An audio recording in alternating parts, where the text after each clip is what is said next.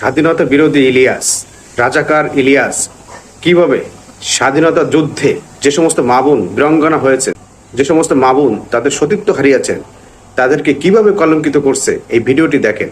প্রিয় দর্শক, নিষিদ্ধ পল্লীতে শরীর বিক্রি করে টাকা উপার্জনকে যদি পতিতাবৃত্তি বলা হয়, তাহলে 1971 সালের মুক্তিযুদ্ধে যারা ধর্ষিতা হবার মিথ্যা দাবি করেছেন তারাও পতিতা। কি অবাক হচ্ছেন? চলুন মাথায় ঘুরপাক খেতে থাকা জটিল অঙ্কের সহজ সমাধান করা যাক। ধরুন 1971 সালে 2 লাখ নারীকে পাকিস্তানিরা ধর্ষণ করেছে।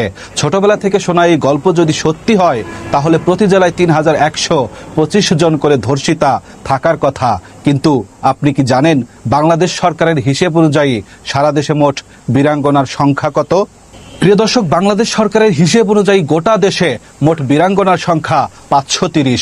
ঢাকা বিভাগে 69 আর ক্রাইম এডিশনের অনুসন্ধান বলছে পুরোটাই শুভঙ্করের ফাঁকি।